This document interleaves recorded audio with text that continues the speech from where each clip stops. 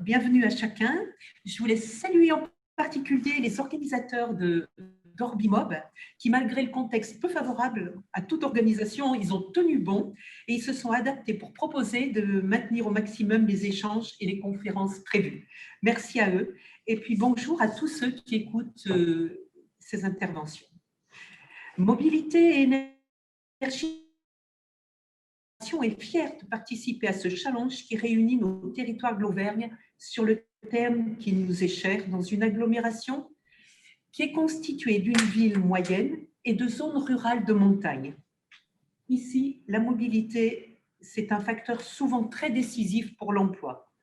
Mais comment faire pour la rendre moins polluante? Aussi, l'idée de faire ensemble de nos territoires des pionniers de la mobilité durable nous réjouit. Comment concevoir des modèles de vie et de production durable?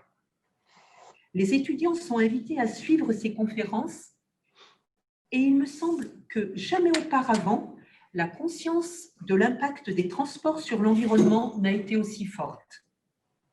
Au Puy comme ailleurs, et en premier lieu, je pense, chez les jeunes.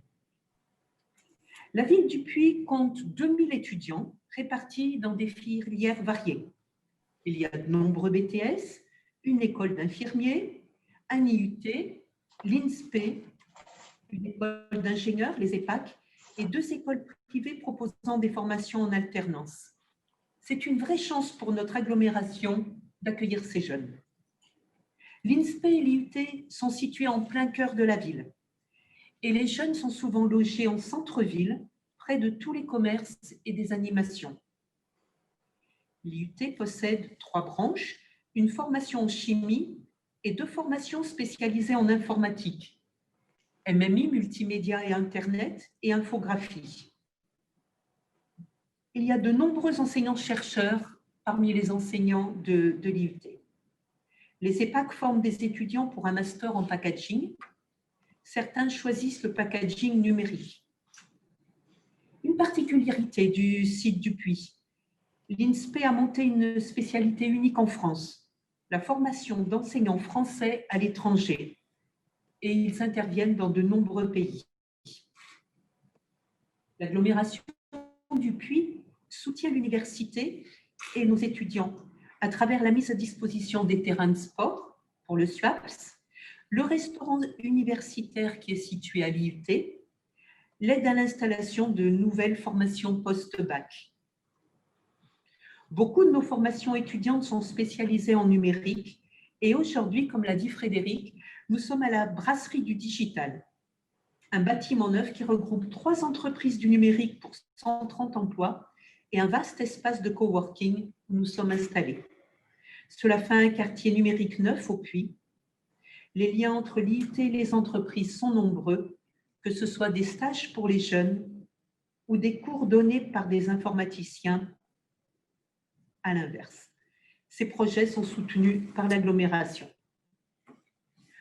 Notre agglomération, d'autre part, est résolument engagée sur la mobilité et je laisse la parole à mon collègue Jean-Paul Bringer pour nous présenter les projets et les réalisations dans ce domaine. Bonjour à tous, Jean-Paul Bringer, vice-président à l'agglomération en charge de la mobilité et des transports. L'agglomération, tout d'abord, oui, je voudrais remercier bien entendu l'initiative des organisateurs de cet après-midi et j'allais dire de cette semaine au niveau de la région Auvergne, pour la partie Orbimob. C'est une très belle initiative et j'espère qu'il fédérera plein d'idées pour l'avenir. L'agglomération du Puy, un peu plus de 82 000 personnes, avec une zone urbaine importante, environ 40 à 50 000 personnes, et bien entendu des déplacements. Des déplacements à la fois urbains, par un transport urbain, mais aussi rural en ce qui concerne les scolaires. L'agglomération du Puy, elle est AOM, Autorité organisatrice de mobilité, donc elle a 7 compétences et c'est à elle de développer et d'assurer la mobilité sur tout notre territoire. Il y a quelques années, lorsqu'on parlait de transport sur l'agglomération du Puy, on ne parlait pas de mobilité. On restait sur notre partie urbaine, transport.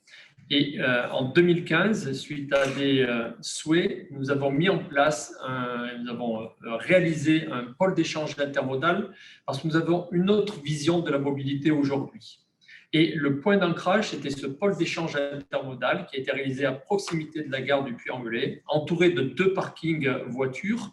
Et c'est un élément essentiel pour l'interopérabilité.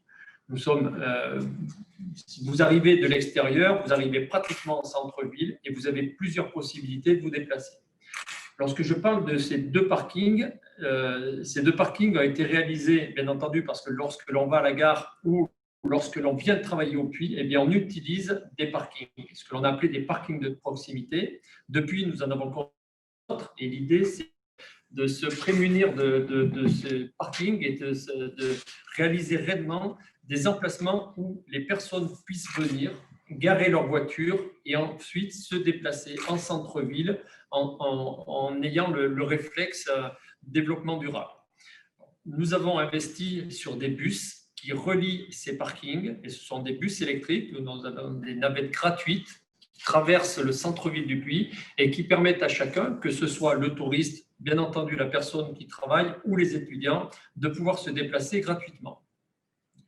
Ensuite, la réflexion a été plus loin, c'est-à-dire que les personnes qui ne souhaitent pas forcément utiliser leur voiture pour venir au Puy ou utiliser d'autres modes de déplacement, l'idée était sur ce qu'on pouvait leur ramener. Eh bien, on a mis en place un système de vélos en velay avec des vélos électriques, c'est-à-dire que je peux venir au Puy, je me gare sur ces fameux parkings et ensuite je peux louer un vélo. Et ce vélo, je peux le louer à la semaine, au mois ou 3 mois avec des tarifs qui sont très intéressants et qui permettent à chacun de se déplacer en ayant toujours cet esprit de développement durable. Mais je peux aussi utiliser ces vélos pour me déplacer parce que j'habite à 10-15 km et je ne fais pas le choix de prendre ma voiture. Un dernier point qui a été mis en place en 2019, ça a été l'autopartage. Et là, nous avons élargi notre périmètre puisque nous avons été au-delà de la partie urbaine et nous avons proposé de mettre sur certaines communes des véhicules d'autopartage, des véhicules électriques. Donc, il a fallu investir sur les bornes électriques, mais aussi sur ces véhicules et les mettre à disposition des personnes avec là aussi des coûts très intéressants. C'est-à-dire qu'on se trouve aujourd'hui confronté avec des personnes qui n'ont plus de voiture, plus la possibilité d'avoir de voiture, ou qui ont une seule voiture, mais qui souhaitent aussi se déplacer et qui peuvent venir d'une commune comme la Chaise-Dieu, comme Craponne, comme Arsac-en-Velay, des communes qui sont relativement éloignées du centre-ville du Puy. Donc, on leur permet, et vous aussi, étudiants, vous pouvez utiliser ces voitures, puisqu'il y en a aussi au Puy, et vous pouvez déplacer par une location à la demi-journée, à la journée ou à la semaine.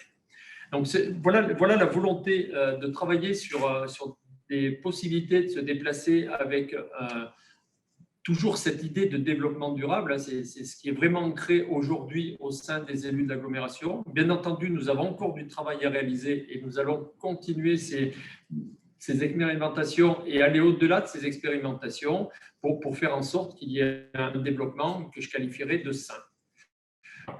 À cela, en termes de difficultés que l'on peut avoir, c'est sur la partie rurale. Hein, comme je le disais tout à l'heure, c'est pour cette raison aussi que l'on a mis en place ce qu'on appelle l'autopartage avec des véhicules électriques. C'était aussi pour permettre à certaines personnes qui sont éventuellement d'un certain âge, qui n'ont pas le permis de pouvoir se déplacer.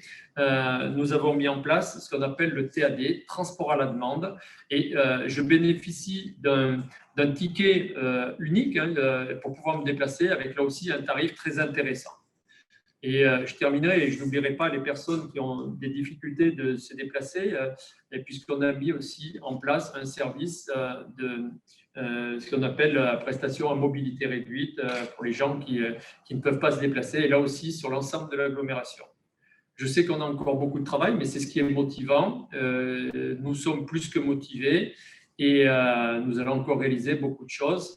Et peut-être que vous qui nous écoutez, allez nous apporter des idées et on entend que vous nous les soumettiez.